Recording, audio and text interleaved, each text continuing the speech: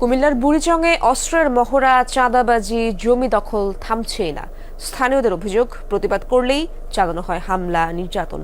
মামলা হলেও সন্ত্রাসীরা আইনের আওতায় আসছে না। তবে পুলিশ বলছে সন্ত্রাসীদের ধরতে অবৈধ অস্ত্র উদ্ধারে অভিযান অব্যাহত রয়েছে।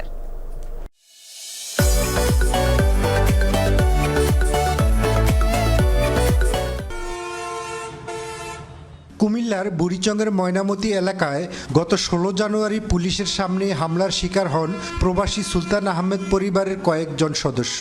পিটিয়ে ও কুপিয়ে আহত করা হয় তাদের।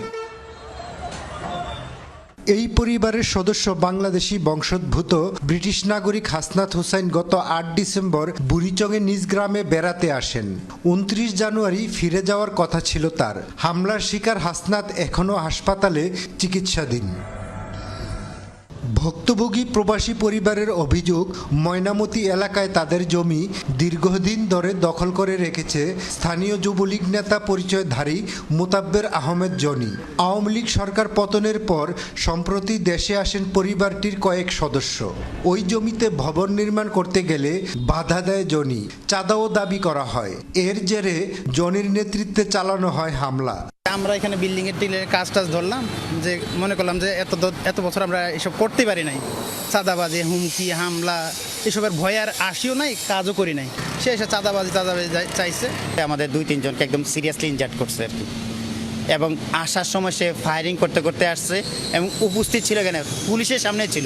নিয়ে এসেছি 10 লাখ টাকা। এইখানে আমরা বিল্ডিং উঠে দিয়েছি, এটার চাঁদাবাজি কইছে যে টাকা দিতে।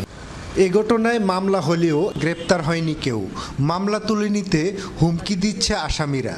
পুলিশের সামনে তো এখানে মারামারি হয়েছে, পুলিশে দেখলো নিজের চোখে। এখন কেন গ্রেপ্তার হয়েছে না, কি কারণ, এটা তো আর জানি না। এর আগে গত ৪ অক্টোবর অস্ত্রসহ গ্রেপ্তার হয় জনি। অভিযোগ আছে, জামিনে মুক্তি পেয়েই আবারও ত্রাসের রাজত্ব কায়েম করেছে সে। জমিনটা হচ্ছে ঝাড়ুয়ারদারের, দখল করে রাখছে জনি। আওয়ামী লীগের মনে করেন সময় তারা তো এলাকায় প্রভাব বিস্তার করছে, বহুত মানুষের বহুত জমি টমি লুটপাট করছে। প্রচুর অস্ত্র নিয়ে ধরা পড়ছে, কোর্টে চালান করে দিছে। আবার সে জামিনে আইসা আবার জনগণের সাথে এভাবে অত্যাচার নির্যাতন করতে আছে। পলাতক আসামিদের ধরতে পুলিশ সচেষ্ট বলে জানিয়েছেন বুড়িচং থানার ওসি। আর পুলিশ সুপার জানিয়েছেন অবৈধ অস্ত্র উদ্ধারে নিয়মিত অভিযান চলছে। আসামি ওরা তো সব পলাতক, কিন্তু এর মধ্যে এরা 6 জন না 7 জন জামিনে আসে, আর বাকিগুলো ধরার জন্য আমরা চেষ্টা করতেছি। বিভিন্ন ধরনের অবৈধ অস্ত্র উদ্ধারের অভিযান সবসময় চলমান থাকে এবং আমরা চেষ্টা